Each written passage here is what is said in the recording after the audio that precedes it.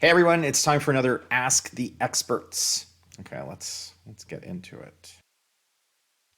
In today's Ask the Experts, I'm going to talk about using Business Central in an injection molding environment.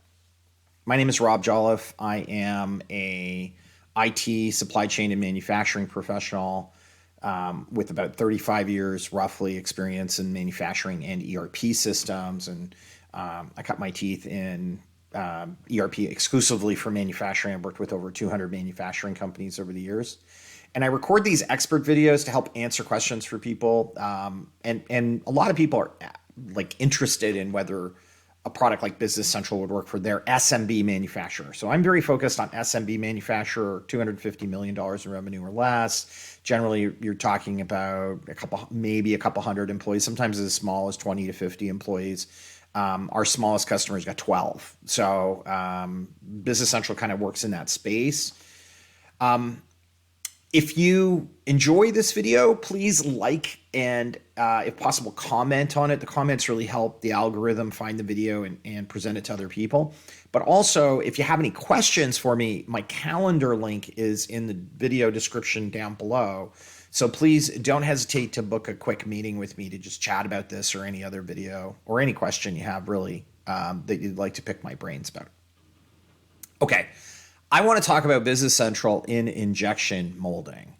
And there are special requirements. And I just finished a video recently on Business Central in metal stamping, automotive stamping, and injection molding and automotive stamping. There are some similarities, but there's a lot of differences between them. So I wanted to hit this as a separate video, but talk about some of those special requirements or not as frequently seen requirements for injection molding as compared to regular manufacturing. So one of those is that you are generally in injection molding, you're measuring quantity per cycle rather than piece per time, piece per second, or piece per minute that you're producing. You have a tool mold management. There's a little bit of similarity with automotive stamping, but with some twists to it that we'll talk about.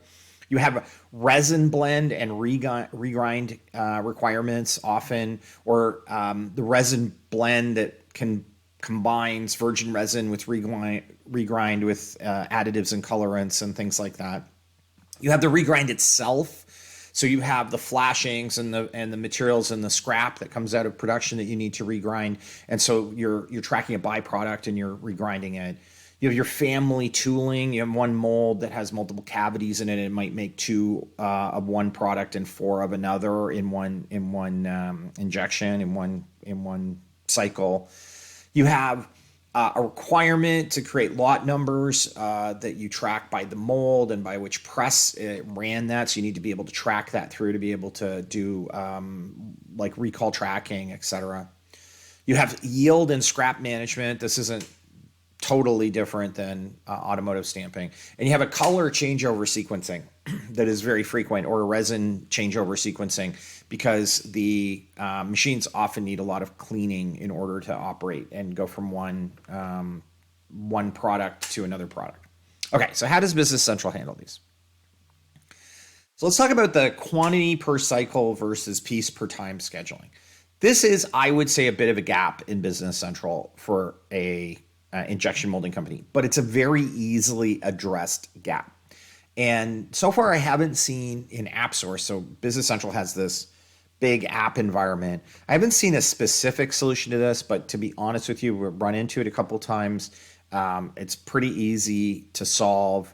And it's the kind of thing that ultimately we might add to our apps in AppSource because it comes up frequently enough and it's easy enough to do. We don't typically even charge a lot to do it for customers, but that is a little bit of a gap. So if you're looking at Business Central and you're looking at the routings and you're looking at the way they work, they are not calculating by tooling how many are being made per cycle. Your routing says for this recipe, how long does it take me to make a piece? And if it takes 30 seconds to process and you make 6 pieces, you're putting in 5 seconds per piece, which is really a little bit inaccurate.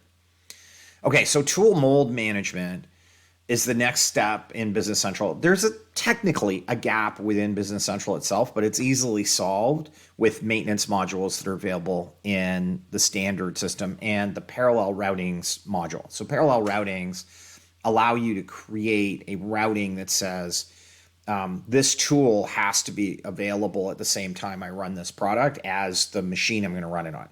And so the maintenance modules will allow you to manage that tooling, do preventive maintenance on it, do inspections after use on a job, and those types of activities can be done on it. Okay, so resin blending and regrind. So this is our resin blending, virgin regrind maybe would be a better combination or description of this. So typically when you're running injection molding, you are taking a portion of regrind material, especially in the darker colors, because regrinding a clear color is really difficult, but regrinding a darker color makes it a lot easier. You're taking a portion of regrind, you're taking a portion of virgin materials, you're mixing them, you're doing a blend, and then that goes into the machine. So this is just basically an intermediate blend that you do as an intermediate item number. So it's a finished component. It's something you manufacture on a production order. It's kind of out of the box. It doesn't really require anything special. You're just creating these intermediates between to produce the raw material blend that you're going to roll into the extrusion machine or into the press that's going to run and have the dies in it, the molds in it. Okay, regrind and byproduct tracking, kind of similar but kind of different. So when I'm running production, I'm getting the flashings, I'm taking the scrap parts that are just still made of, there's nothing inserted into them, there's no metal or anything that's being added to them.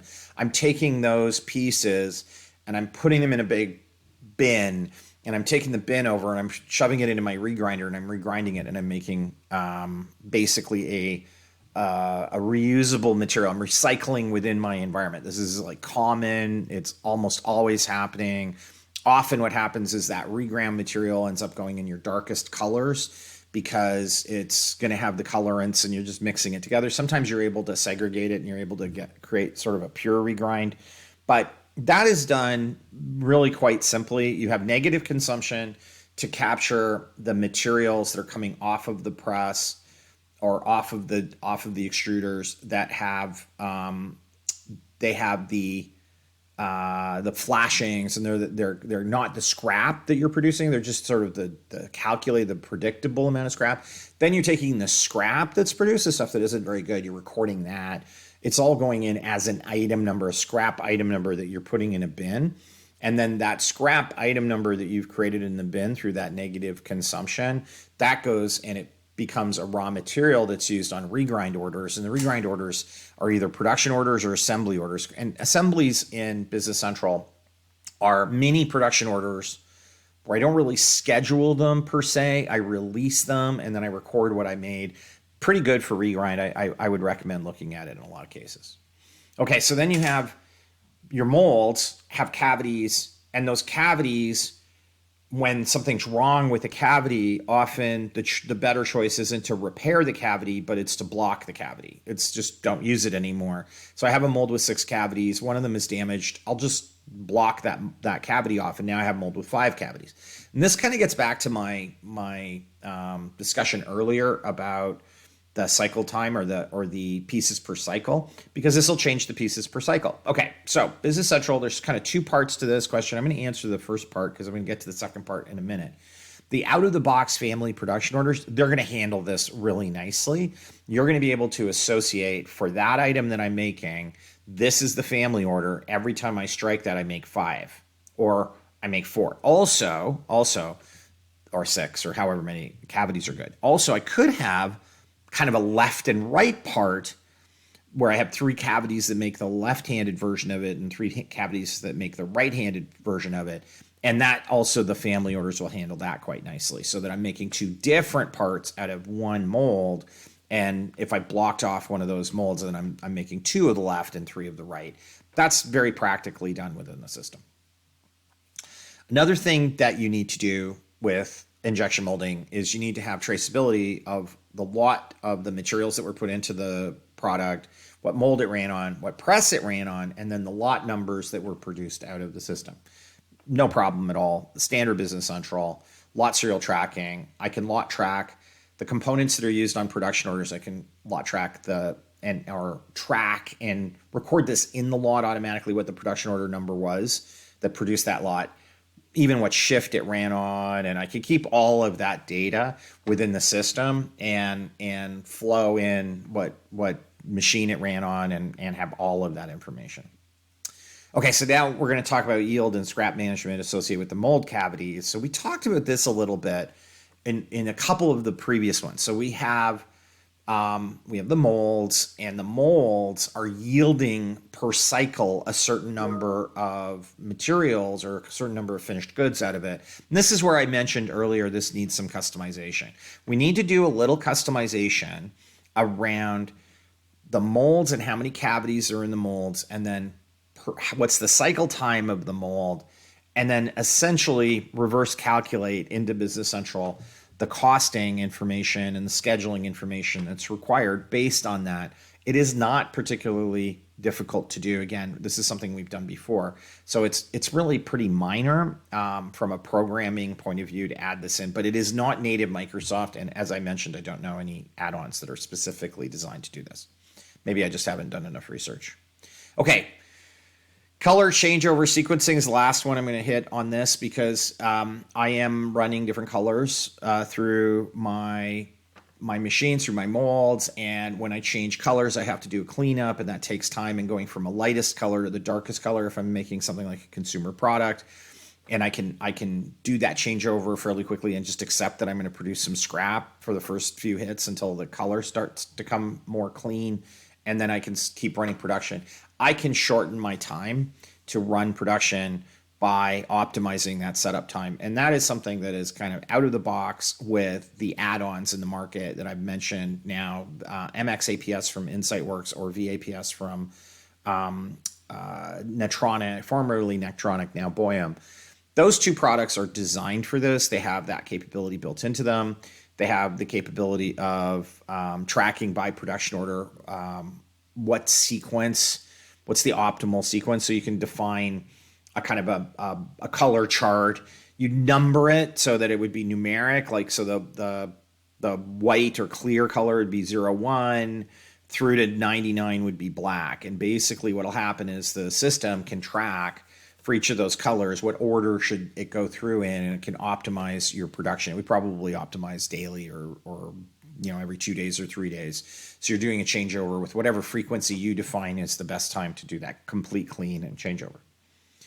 So the conclusion, I think, is that the injection molding industry, there are some very, very tight, specific injection molding, purpose-built ERP systems that are going to do some of this stuff better than Business Central. I'm not going to try and claim Business Central does everything that those products do as well as those products.